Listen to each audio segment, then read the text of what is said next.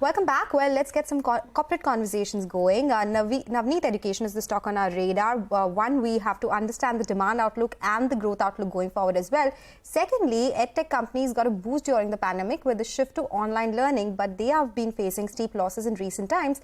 The company also has invested about 120 crore rupees in one of the Edtech business through its subsidiary. What is the outlook on this one and generally on the business as well? How is the new year shaping up? To discuss this and more, we are joined by Mr. Gala, who is the managing director at the company. Mr. Gala, good afternoon. Thank you so much for joining us. Well, before I speak to you about the business outlook, because Q4 was strong for you, I wanted to understand what is happening in the Edtech space, because you also have an investment in one of the Edtech firms. That one saw losses in Q4 and FY23 as well.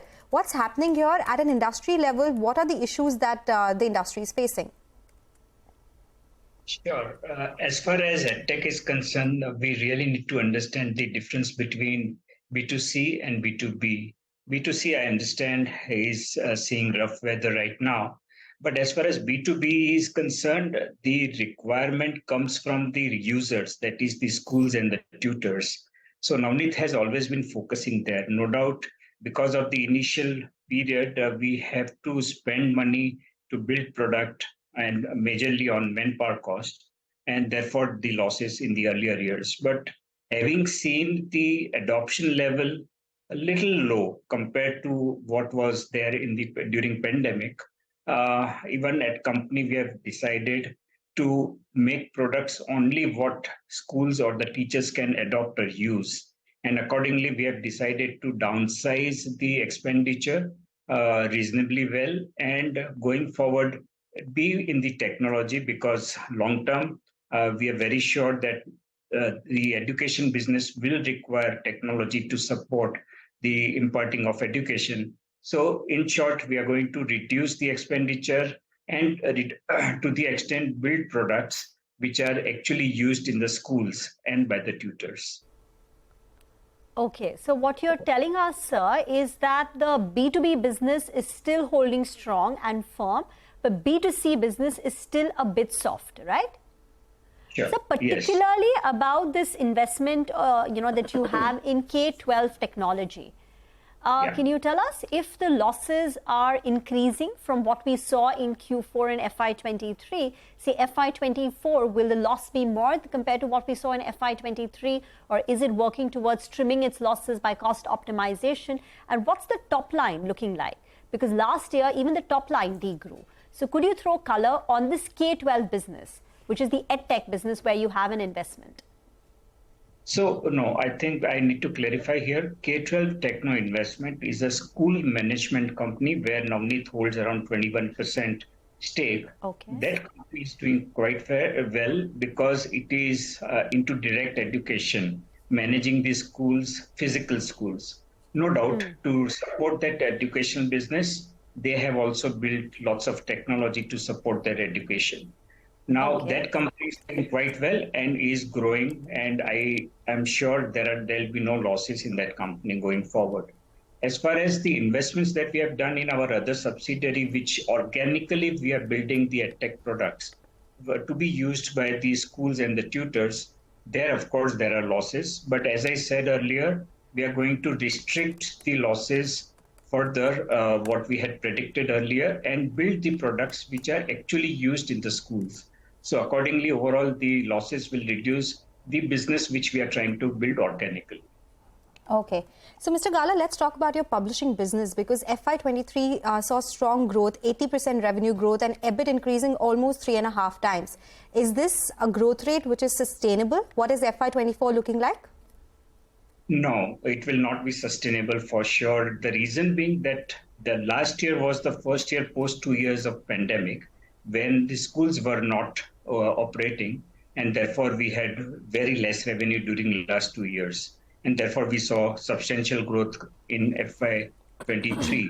But now when we compare with pre-pandemic period, I should say that in the current year, we should be definitely doing reasonably well compared to pre-pandemic year. And going forward, overall, because of the lots of change in curriculum going forward, the publishing business in particular will grow reasonably well year on year. Okay. So getting back to that EdTech business, what could be the overall losses in FY24? I know you're trying to trim it down, but what could the losses be? When do you think you will be able to break even? And would you look to bring in an external investor? So as far as the losses are concerned, as I said, we are going to restrict that losses, but we have to simultaneously understand that it's not an independent business by itself. Finally, it will support the physical book sales also.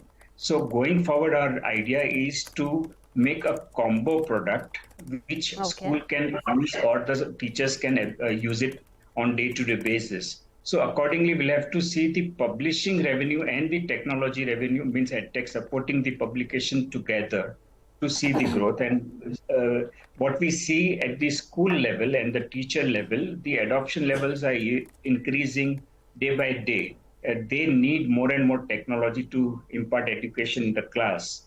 And therefore, we will continue to invest in that. But overall, the losses per se on the initiative of technology for FY24 should be in the range of 40 to 50 CR. Going forward, thereafter, it is going to reduce because one, the revenue will increase due to that. And secondly, on our own, we are restricting creating products which are finally used, definitely used by the teachers. Okay. And getting back, break even and external investor.